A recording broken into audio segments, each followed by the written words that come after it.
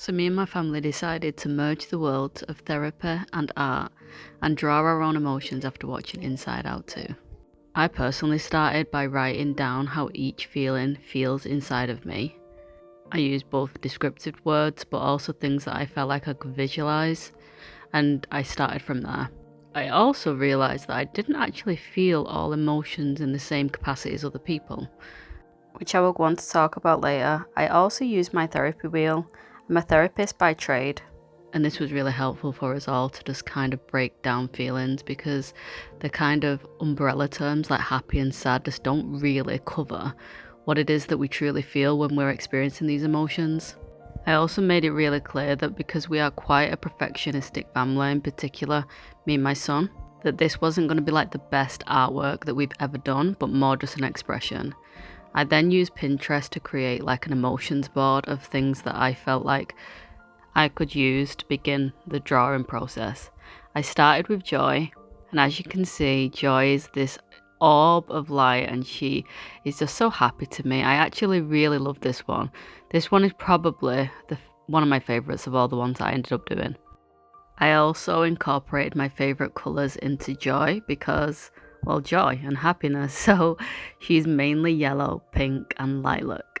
Something personal for me when I'm feeling my happiness is that it just feels like such a high vibrational energy.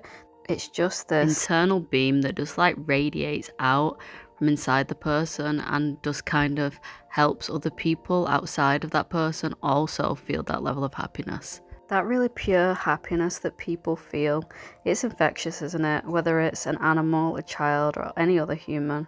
And happiness is just so beautiful when it is extended out of self and it is shared with other people. When you think about it, it's one of the most valuable things because it multiplies the more that you give it away. Here is a little clip of my family in the living room drawing their versions of their emotions. This is my stepdaughter doing her emotions.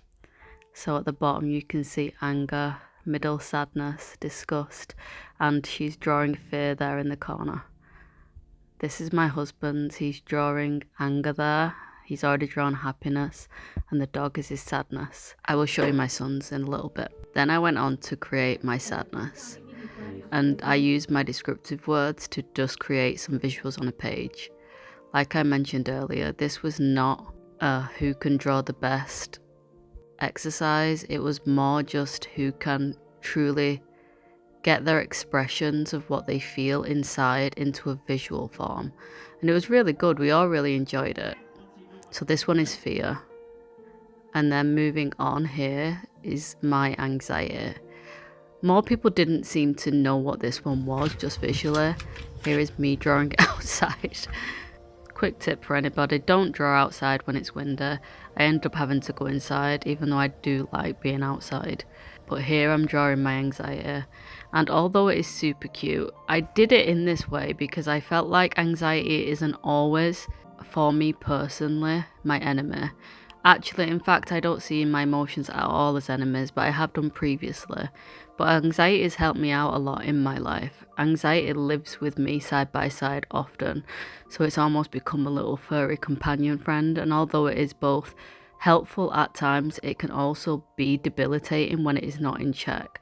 So I wanted to kind of include all this in my drawings. As you can see, it creates multiple sources of information.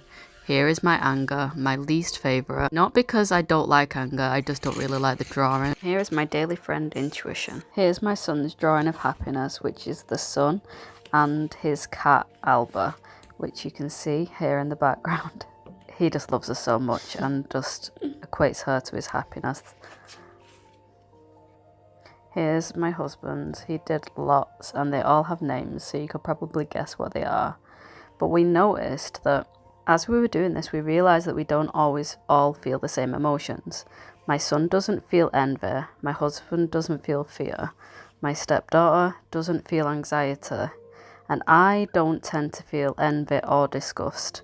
Not enough where I could actually create a visual of that emotion.